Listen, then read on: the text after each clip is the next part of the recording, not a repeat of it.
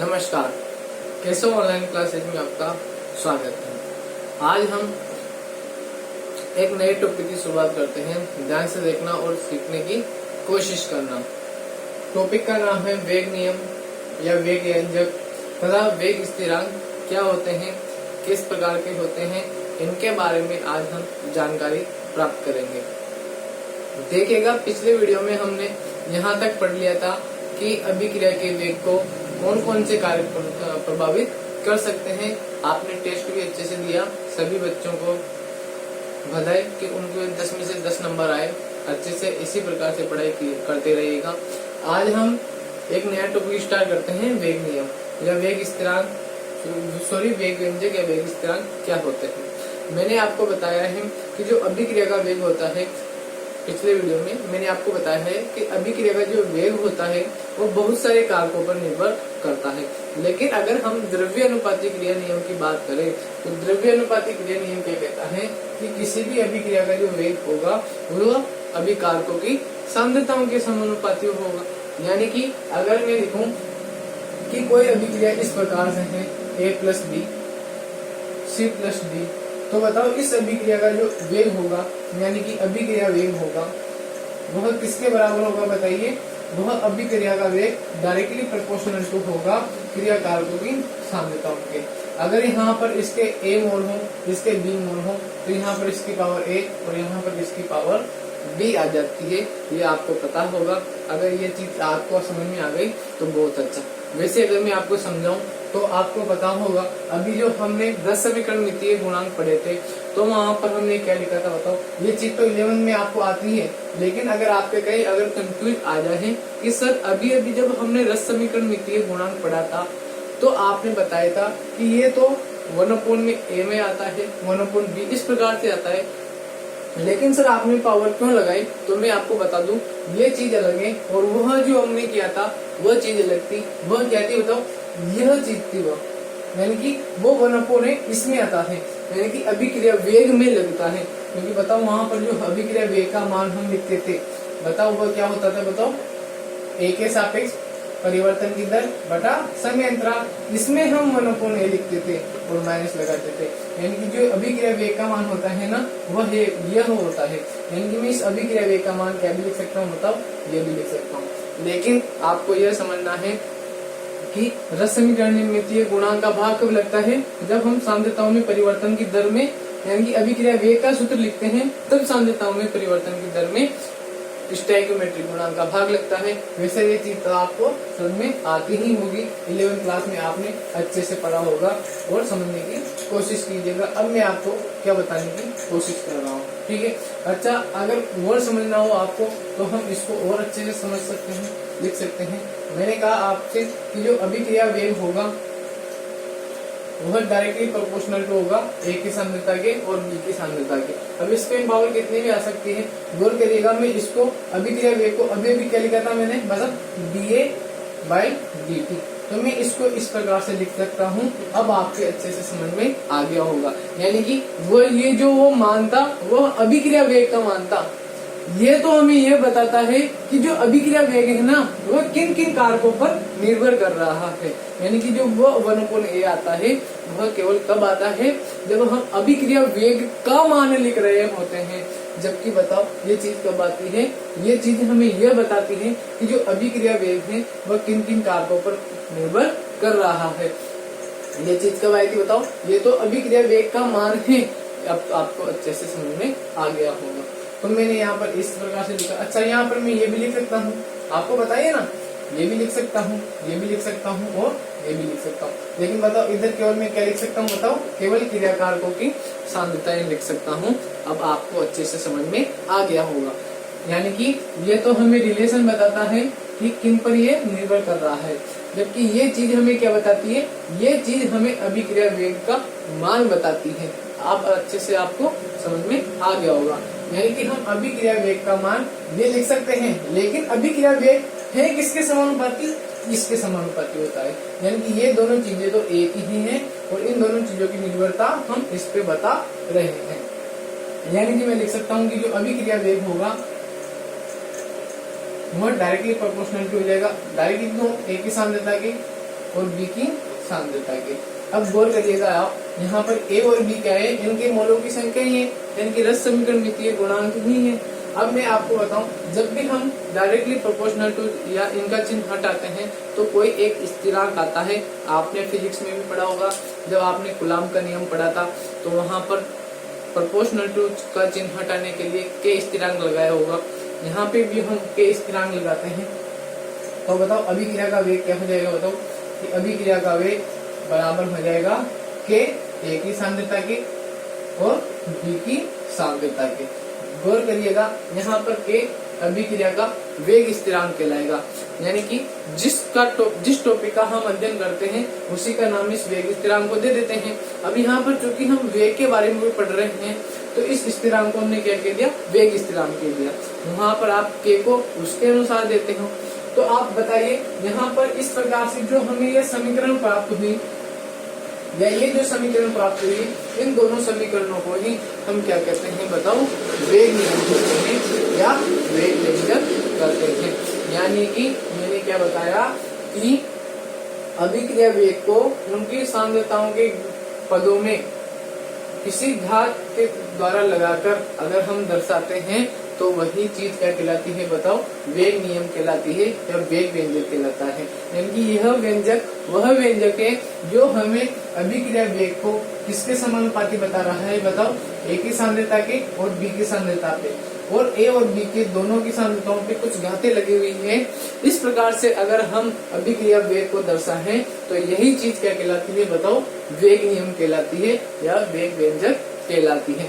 तो ये दोनों चीजें कंप्लीट आपके, केवल क्या बचा, वेग स्थिरांक। वो तो आपको पता ही है कि जैसे हम समानुपाती स्थिरांक हटाते हैं एक कांस्टेंट राशि आती है, उसी कांस्टेंट राशि को हम क्या कहते हैं, बताओ, वेग स्थिरांक कहते हैं। इसके बारे में हम अभी जानकारी प्राप्त करेंगे। यहाँ तक केवल आपको क्या समझना था, देखेगा जब मैं आपसे कहूँ तभी ही आपको लिखना है, बाकी केवल आपको सुनना है और समझना है।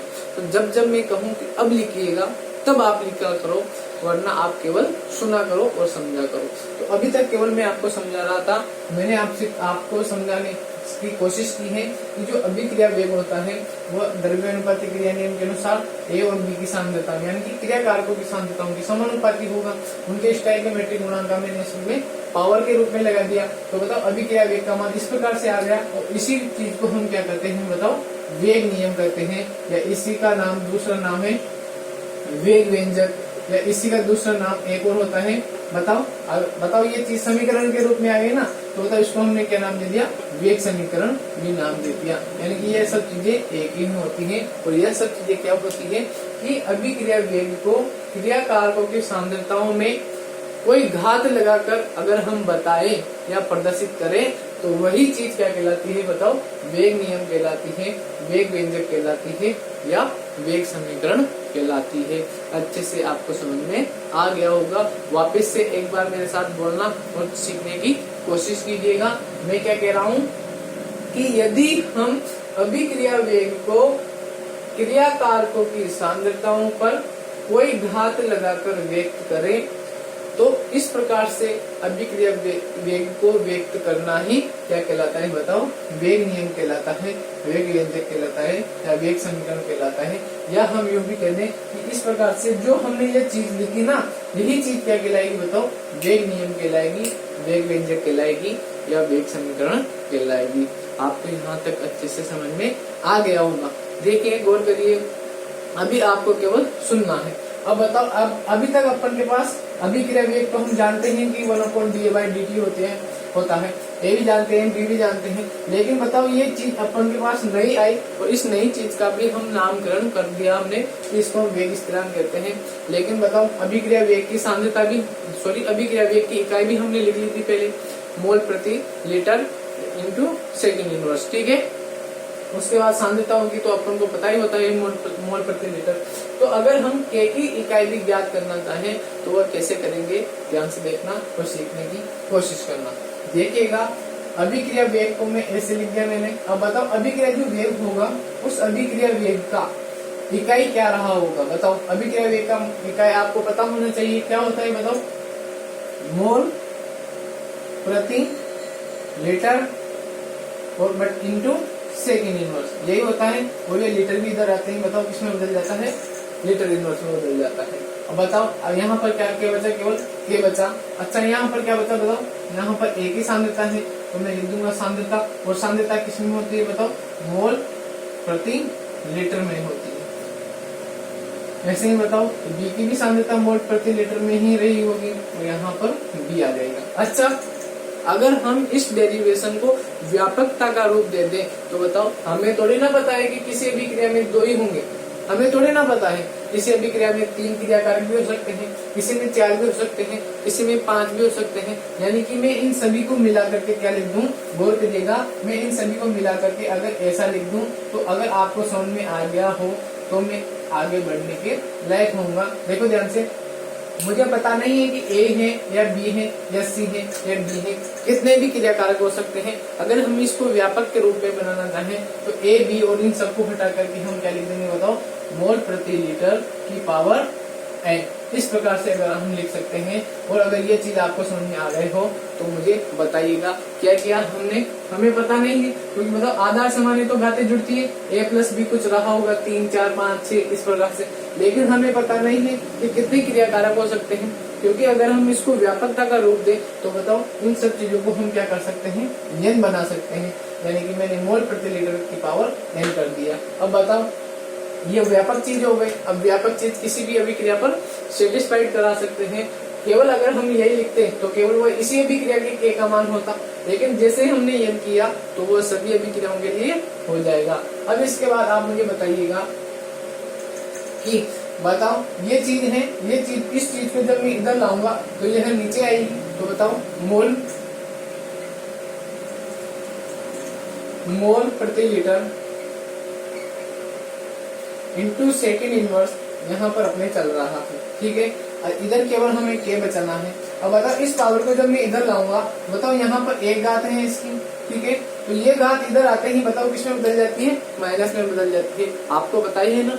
तो बताओ यहाँ पर हम क्या कर सकते हैं, वह घात 1 तो थी ही से इधर वाली, इस वाली घात को जब हम इधर लाए तो वह कुछ यहाँ पर बटे में आई होगी कि मोल प्रति लीटर और की पावर n। अब इस बटे वाली चीज को जब हम ऊपर ले गए तो इसकी घात का क्या हो गया, चिन्ह चेंज हो गया और वह बन गई 1 माइनस n। तो बताओ k की जो इकाई आएगी वह क्या आएगी बताओ, मोल प्रति लीटर की power 1 minus n into second inverse. यहाँ तक आपको अच्छे से समझ में आ जाना चाहिएगा। हमने क्या किया, हमने वेग नियम, वेग व्यंजक और वेग स्थिरांक के बारे में जानने की कोशिश की। सबसे पहले हमने यह कहा कि वेग नियम होता क्या है, या वेग व्यंजक होता क्या है, या वेग समीकरण क्या होती है। तो हमने द्रव्य अनुपातिक क्रिया नियम का सहारा लिया। इसी प्रकार से आपको ये चीजें याद करनी है और समझनी है। तो सबसे पहले हमने द्रव्य अनुपातिक क्रिया नियम का सहारा लिया।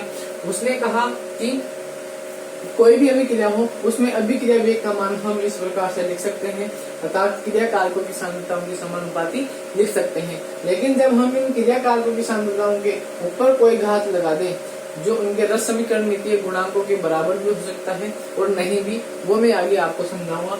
लेकिन आपको यहाँ तक क्या समझना है कि इन सांद्रताओं के ऊपर अगर हम कोई घात लगा दें और इस प्रकार से अगर हम अभिक्रिया वेग को दर्शा दें तो वही क्या कहलाता है बताओ, वेग नियम, वेग व्यंजक या वेग समीकरण कहलाता है। फिर हमने जैसे ही समानुपाती स्थिरांक हटाया तो k आया। अब k के लिए हमने इकाई का मान ढूंढना स्टार्ट किया। तो हमको गणित आनी चाहिए। तो हमने क्या किया, अभिक्रिया वेग की इकाई हमें पता थी, मोल प्रति लीटर इंटू सेकेंड इनवर्स होती है, ठीक है। ये मैंने आपको शुरू में ही सिखा दी थी। उसके बाद k का तो हमें मान ज्ञात करना ही था। अब यहाँ पर लॉजिक हमें लगाना है कि यहाँ पर a की सांद्रता और b की सांद्रता ही ली गई है। लेकिन बताओ हमें थोड़ी ना पता है अभिक्रिया कैसी है। हो सकता है अभिक्रियाओं में 3 हो क्रिया कारक, हो सकता है 5 हो सकता है 6 हो सकता है 1 ही हो। यानी कि हमने क्या कर दिया, अभिक्रिया के जो क्रिया कारक हैं उनका मान हमें व्यापक करने के लिए हमने उन सभी को क्या कर दिया बताओ, n मान लिया। अब बताओ अगर 1 ही होगा तो यहाँ पर n का मान 1 आ जाएगा, यानी केवल ये हो जाएगा। जैसे अगर n का मान 2 होगा तो 2 क्रिया कारक आ जाएंगे। इस प्रकार से आपको ये चीजें समझ में आनी चाहिए। व्यापकता का मान आपको करना आना चाहिए क्योंकि आप साइंस वाले, ठीक है। आप अब यहाँ पर अपने क्या किया, n कर दिया। अब क्या करना है, अपन को k को अकेला रखना है। तो k को अकेला रखने के लिए इसको कहाँ ले जाएंगे, हम बटे में ले जाएंगे। तो ये चीज आ गई। अब जैसे ये चीज आएगी, यानी कि ये चीज उठ करके कहाँ आ गई बताओ, यहाँ पर। अब बताओ किसी भी संख्या को हम बटे के नीचे वाली संख्या को ऊपर ले जाते हैं तो उसका क्या हो जाता है बताओ, घात चेंज हो जाती है और माइनस चिन्ह लगकर आ जाती है। सॉरी, घात तो वही रहती है, बस उस घात के आगे माइनस का चिन्ह आ जाता है, जिससे कि हमने सेकंड इनवर्स में किया था। तो बताओ ये n है, तो ऊपर जाते हैं क्या बन जाएगी बताओ, माइनस n बन जाएगी। यहाँ तक आपको समझ में आ गया होगा। अतः हम k की जो इकाई है वह क्या लिख सकते हैं बताओ, मोल प्रति लीटर और minus n into second inverse. यहाँ तक आपको अच्छे से समझ में आ गया होगा। अब केवल हमें यह चीज लिखनी है थ्योरेटिकली, यह केवल मैंने आपको समझाने के लिए बताया था। यहाँ तक आपको अच्छे से समझ में आ गया होगा। अब केवल हमें इस चीज को लिखना है, गौर करिएगा। बताओ अभी मैं एक थ्योरी लिखाऊंगा, उसमें क्या लिखूंगा बताओ, कि वेग व्यंजक या वेग नियम किसे कहते हैं बताइएगा आप। कि अभिक्रिया वेग को इस प्रकार से प्रदर्शित करना ही क्या कहलाता है, वेग नियम, वेग व्यंजक या वेग समीकरण कहलाता है। तो आइए आप अपन उसको पूरा करते हैं। ठीक है, आपको यहाँ तक समझ में आ गया हो।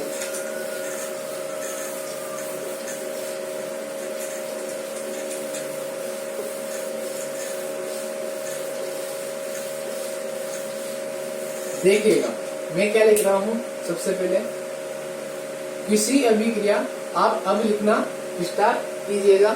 लिखिए, किसी अभिक्रिया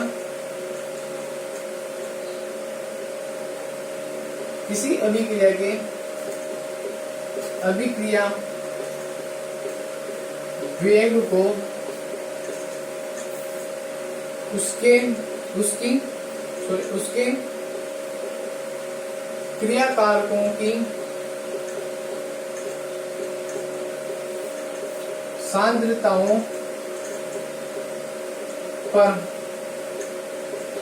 कोई घात लगाकर प्रदर्शित करना ही वेग नियम कहलाता है।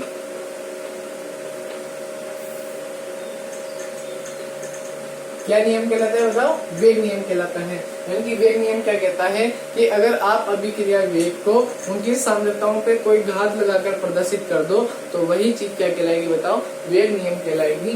यानी कि अगर मैं इस अभिक्रिया को ले लूं जो अभी अपन ने ली थी कि a प्लस बी, जो कि c और d बना रहा है, हमें पता नहीं है। यहाँ पर अगर अपन m मोल ले ले, b मोल ले ले, अच्छा यहाँ पर अगर a और b की जगह एक एक होता तो बताओ, वहां पर a और b की जगह एक एक आ जाता, ये तो आपको पता होगा। वैसे यहाँ पर स्मॉल c और यहाँ पर स्मॉल d लिखिएगा। तो बताओ अभिक्रिया वेग का अगर हम मान लिखना चाहें किसके अनुसार, द्रव्यानुपाती क्रिया नियम के अनुसार। बताओ द्रव्यानुपाती क्रिया नियम का सिद्धांत क्या कहता है, द्रव्यानुपाती नियम का सिद्धांत कहता है कि जो अभिक्रिया का वेग होगा वह क्रिया कारकों की सांद्रताओं के समानुपाती होगा। तो मैं यहाँ पर लिख दूं तो द्रव्यानुपाती क्रिया नियम से अब केवल आपको लिखना है जहां तक अपन ने समझ लिया था। तो मतलब द्रव्यानुपाती क्रिया नियम से हम क्या लिख सकते हैं कि जो अभिक्रिया का वेग होगा, अब मैं आपको वह चीज नहीं बताऊंगा क्योंकि आपको वह समझ में आ गई होगी कि वो 1/a कैसे आता है, जबकि यहाँ पर आप पावर लगा रहे हो। ठीक है, तो अभिक्रिया वेग क्या होता है, डायरेक्टली प्रोपोर्शनल टू होता है a की सांद्रता के और b की सांद्रताओं के। यहाँ पर क्योंकि a है तो मैंने यहाँ पर a लगा दिया, यहाँ पर b है तो मैंने यहाँ पर b लगा दिया।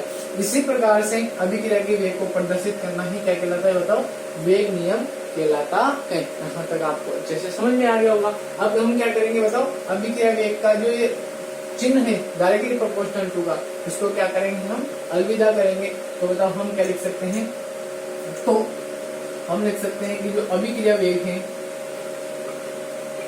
वह बराबर हो जाएगा k, a की पावर a और b की पावर b।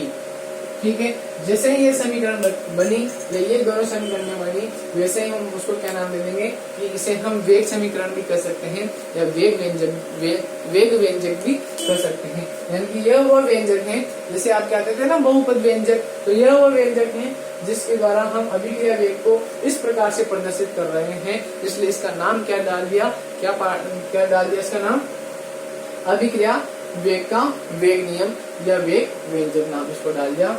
तो अपन यहाँ पर नीचे लिखेंगे, तो अभिक्रिया वेग को हम ऐसे भी लिख सकते हैं, यानी कि बताओ यहाँ पर एक चीज अपन को लिखनी पड़ेगी कि यहाँ पर जो ये के है वह क्या है, बताओ यहाँ के बताओ क्या है, अभिक्रिया का वेग स्थिरांक है या वेग नियतांक बोल सकते हैं, कुछ भी स्थिरांक और नियतांक यानी कि कांस्टेंट वेग स्थिरांक है। समीकरण 1 और 2 को इसको अपन नाम दे देते हैं समीकरण नंबर 1 और 2। समीकरण 1 व 2 ही बताओ क्या कहलाती है, वेग समीकरण या वेग व्यंजक कहलाती है। समीकरण 1 व 2 ही वेग व्यंजक या वेग समीकरण कहलाती है,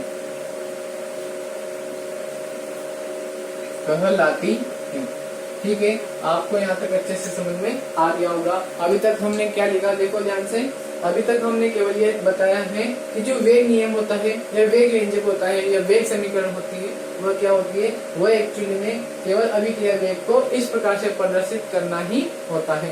अब क्या करेंगे अपन, इस के का क्या करेंगे बताओ, नामकरण तो कर दिया अपन ने, इसकी कुंडली बनाएंगे यानी कि इसकी इकाई याद करेंगे, ठीक है। यहाँ तक आपने लिख लिया होगा। अब मैं इसको यहाँ से हटा रहा हूँ।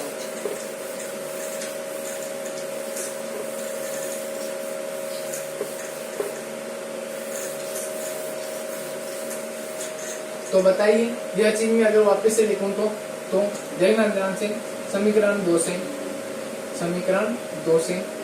बताओ, समीकरण 2 से क्या लिखूंगा मैं, जो अभिक्रिया का वेग है यानी कि रेट ऑफ रिएक्शन है, उस अभिक्रिया वेग का मान क्या है बताओ, के ए की पावर ए बी की पावर बी। यहाँ तक आपको अच्छे से समझ में आ गया होगा। बताओ अब अपने क्या किया था, अब हमने के को अकेला रखना है, तो बाकी सभी चीजों को किधर ले जाऊं मैं, दूसरी तरफ। उसके पहले बताओ इसका व्यापकीकरण कर देते हैं अपन, यानी कि अगर तो मैं यहाँ पे लिख सकता हूँ कि हम इसको ऐसे भी लिख सकते हैं कि अभिक्रिया वेग लिखो चाहे रेट ऑफ रिएक्शन लिखो, कुछ भी आप लिख सकते हो कि आर और आर का मान हम क्या लिख सकते हैं बताओ, के।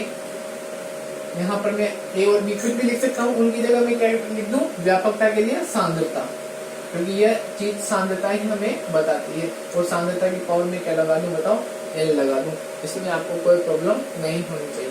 तो हम यहाँ पर लिखेंगे जो आर होता है यानी कि अभिक्रिया का वेग होता है, वो भी तो क्या होता है बताओ, dA/dt के समानुपाती होता है, तो इसके बराबर ही होता है। और बताओ यह क्या है, सांद्रता ही तो है, और यह क्या है, समय।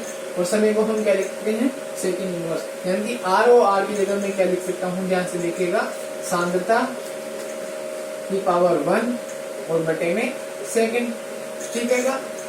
अब मैं आपको विस्तार से बता रहा हूँ, ठीक है, क्योंकि अपन को इसमें क्या करना पड़ता है, लाइन वाइज लिखना पड़ता है। समझने के लिए तो अपन ने एक दो स्टेप को खत्म भी कर दिया था, लेकिन यहाँ पर अपन व्यापकता से लिखेंगे, ठीक है। यहाँ तक आपको अच्छे से समझ में आ रहा होगा। अब इसके बाद हम क्या करेंगे, गौर करिएगा आप, इस के को यहाँ पर लिखने के बाद हम क्या करेंगे, देखना ध्यान से, इस के को अकेला रखने के लिए हम इस सांद्रता को कहाँ लेकर आ जाएंगे बताओ, इधर नीचे की तरफ लेकर आ जाएंगे, और हमारे के का मान अकेला रह जाएगा, और उसी की जो इकाई आएगी उसे हम के की इकाई का नाम दे देंगे। गौर करिएगा आप। इसके बाद क्या करेंगे बताओ, इसको मैंने इधर उल्टा कर दिया, तो के बराबर क्या हो जाएगा, सांद्रता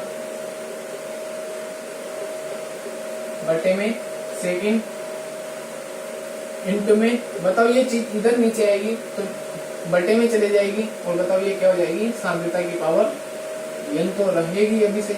अब बताओ इसके बाद हम क्या करेंगे, ये बराबर यह सांद्रता है और ये भी सांद्रता है, तो इनको एक साथ लिखने की कोशिश करेंगे। तो बताओ इस सांद्रता की पावर तो है 1, जबकि ये सांद्रता की पावर जब बटे के ऊपर जाएगी तो इस सांद्रता की जो ये पावर n है, इसका चिन्ह क्या हो जाएगा बताओ, चेंज हो जाएगा, सिंपल सी बात है।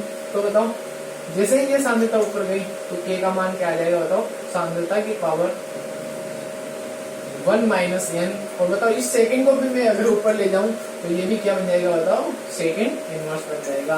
यानी कि अगर मैं के का मान लिखना चाहूं तो मेरे के की इकाई का अगर मैं मान रखना चाहूँ तो सांद्रता आपको पता ही होती है, सी बराबर क्या होता है बताओ, मोल प्रति लीटर, यानी कि एकांक आयतन में उपस्थित मोलों की संख्या ही क्या कहलाती है बताओ, सांद्रता कहलाती है। इसलिए मैं इस सांद्रता की जगह इसकी जगह क्या लिख सकता हूँ बताओ, मोल प्रति लीटर लिख सकता हूँ। इस प्रकार से आपके एक टॉपिक और कंप्लीट हो चुका है के की इकाई का। यही के की इकाई है, यहाँ पर आप नीचे लिख देना कि यही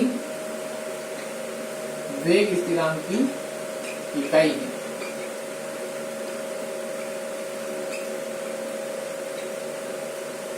यहाँ तक आप नोट कर लिएगा, फिर हम आगे की तरफ चलते हैं।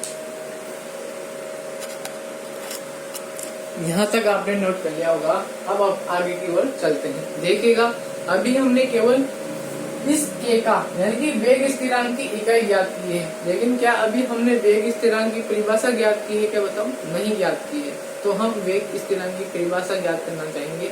गौर करिएगा किस प्रकार से ज्ञात की जाती है। यह सेम चीज आप फिजिक्स में भी पढ़ते हो, और मैं जो चीज अब आपको समझाने जा रहा हूँ वह आपके फिजिक्स में भी कई बार आपको हेल्प करेगी। ध्यान से सुनना और सीखने की कोशिश करना। यहाँ तक आपने लिख लिया होगा।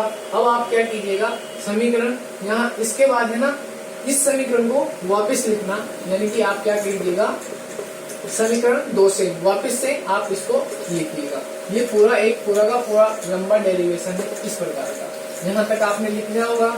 और अब आपने इस लाइन के नीचे, यानी कि इस लाइन के नीचे आपने ये वाली समीकरण वापस से लिख ली होगी। जल्दी से लिख लीजिएगा, लिख ली होगी अब तक आपने। अब आप देखना, गोल करने की कोशिश करना। समीकरण 2 से हम जानते हैं कि जो अभिक्रिया का वेग होता है वो बराबर होता है के इंटू ए की सांद्रता की पावर ए, बी की सांद्रता की पावर बी। ठीक है, अब हमें क्या करना है, के का मान के की परिभाषा बनानी है, यानी कि वेग स्थिरांक की परिभाषा बनानी है। तो गौर करिएगा आप, मैंने क्या किया, इस के को बताओ किसी की भी परिभाषा हम कैसे बना सकते हैं, जब वह अकेला हो। तो गौर करिएगा आप, के को मैं अकेला कब बना सकता हूँ, जब ये चीजें क्या हो जाए बताओ, हट जाए। पता है आपको, ये चीजें हट जाए। तो गौर करिएगा, मैं आपको समझाने की कोशिश कर रहा हूँ। ठीक है, हमारी इक्वेशन की यह थी, नहीं थी बताओ, ठीक। अगर मैंने क्या किया, यहाँ पर ए था, यहाँ पर बी था। अब गौर करिएगा, मैं आपको कंसेप्ट वाइज सिखा रहा हूँ, आपका बेसिक तैयार कर रहा हूँ। ठीक है, अगर मैं इस चीज को डायरेक्ट भी समझा सकता हूँ, लेकिन आप गौर करिएगा किस प्रकार से चीजों को समझा जाता है। ठीक है, अब आपने देखा कि आपको के का मान ज्ञात करना है, तो आपने सोचा कि कैसे न कैसे करके मैं इस चीज को गायब कर दूं तो मुझे के का मान प्राप्त हो सकता है। तो गौर करिएगा, ये चीज कब गायब हो सकती है, यानी कि मैं इस चीज को क्या बना दूं, पूरा का पूरा एक बना दूं। और आपको पता होगा, किसी की भी पावर में अगर 0 आ जाए तो किसी की भी पावर 0 का मान क्या होता है, 1 होगा। गौर करिएगा, आप में क्या आपको क्या समझाना चाह रहा हूँ, यानी कि ए का मान भी 0 हो जाएगा, बी का मान भी क्या हो जाना चाहिए, 0 हो जाना चाहिए। तभी जाके मैं के का मान अकेला प्राप्त कर सकता हूँ।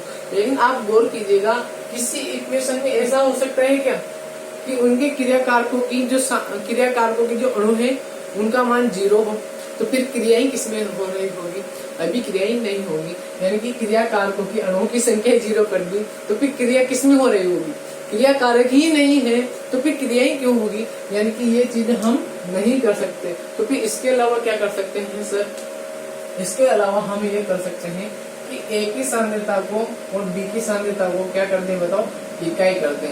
यानी कि ए की सांद्रता को भी अगर मैं 1 मान लूं और बी की सांद्रता को भी मैं अगर 1 मान लूं, तो बताओ 1 की पावर कितनी ही करूं मैं, 1 ही आता है। इस प्रकार से ये चीज क्या हो जाएगी बताओ, गायब हो जाएगी। तो मैंने आपको ये चीज समझाने की कोशिश की कि किस प्रकार से हम इसको 1 बना सकते हैं, क्योंकि दोनों तरीके हैं। या तो मैं ए और बी को दोनों को 0 कर दूं, जो कि संभव ही नहीं है। क्यों, क्योंकि जैसे ही 0 हो जाएंगे, इनके अणुओं की यानी कि मोलों की संख्या ही 0 हो जाएगी। तो बताओ क्या उसमें अणु उपस्थित होंगे क्या? और अणु ही उपस्थित नहीं है यानी कि क्रियाकारक ही नहीं है, तो फिर किसकी अभिक्रिया आप करा रहे हो? यानी कि ये चीज तो संभव ही नहीं है। तो दूसरी ही चीज संभव होगी क्या कि हम सभी क्रियाकारकों की सांद्रताओं को क्या कर दें? बताओ इकाई कर दें। तो जैसे ही हम इकाई करेंगे 1 की पावर कुछ भी आप लो वह 1 ही होता है। इस प्रकार से ये पूरी चीज खत्म हो जाएगी और केवल क्या बचेगा? के बचेगा। तो गौर करिएगा, मैं आपको क्या समझाने की कोशिश कर रहा हूँ, ठीक है?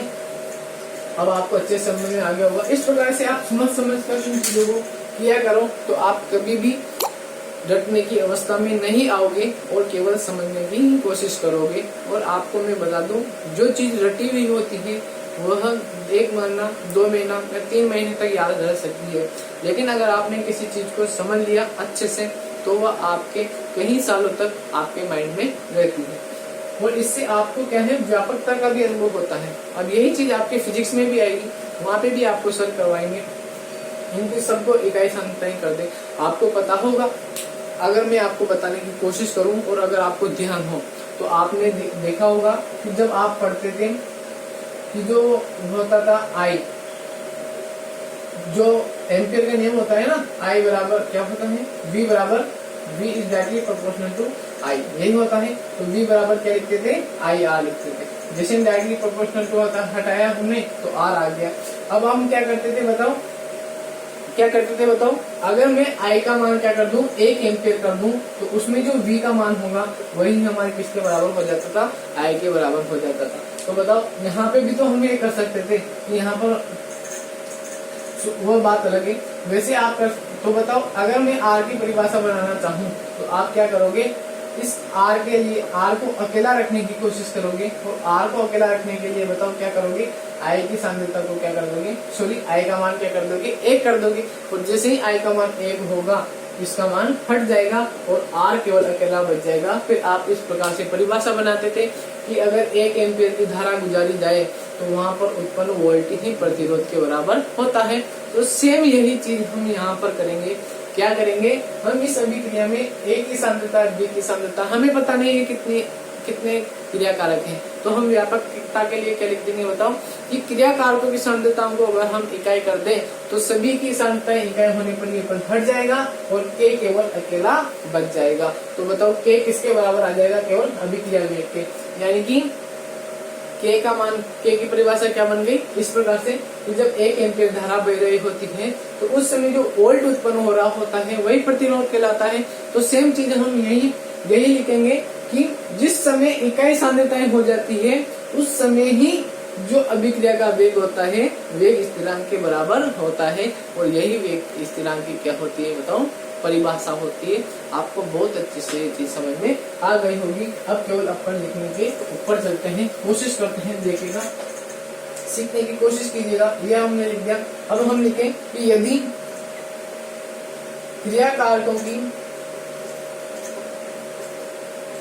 सांद्रताएं इकाई हो या इकाई हो जाए, यानी कि हमें पता है जैसे जैसे अभिक्रिया चलती जाती है सांद्रताओं में परिवर्तन होता जाता है और एक समय ऐसा आता है जब क्रियाकारक की सांद्रता इकाई हो जाए तो बताओ क्या हो जाएगा? A की सांद्रता भी 1 हो जाएगी, B की सांद्रता भी 1 हो जाएगी। उस समय बताओ जैसे मैं इनका मान इसमें रखूं तो बताओ अभिक्रिया का वेग केवल किसके बराबर हो जाएगा? के 1 की पावर A और 1 की पावर B, सॉरी 1 की पावर A और 1 की पावर B, यानी कि मैं K का मान लिख सकता हूँ अभिक्रिया वेग के बराबर। यानी कि K की परिभाषा क्या बनी बताओ? कि वह स्थिति अभिक्रिया के दौरान, वह स्थिति जब क्रियाकारकों की सांद्रता क्या हो जाए बताओ? इकाई हो जाए, उसी समय जो अभिक्रिया का वेग होता है वही अभिक्रिया वेग का मान किसके बराबर हो जाता है? या उसी समय जो अभिक्रिया का वेग होता है वही अभिक्रिया का वेग क्या कहलाता है बताओ? वेग स्थिरांक कहलाता है। तो यही चीज हम यहाँ पर लिखेंगे कि अतः जब क्रियाकारकों की सांद्रताएं इकाई हो जाए तो उस समय जो अभिक्रिया का वेग होता है, यानी कि उस समय अभिक्रिया का वेग ही वेग स्थिरांक यानी कि क्या बताओ, वेग स्थिरांक के कहलाता है। यह आपकी वेग स्थिरांक की परिभाषा हो गई और यह टॉपिक आपके यहीं खत्म होता है। यहाँ तक आप नोट कर लीजिएगा, फिर हम अगले वीडियो में इसको आगे बढ़ाते हैं। धन्यवाद, टेक केयर।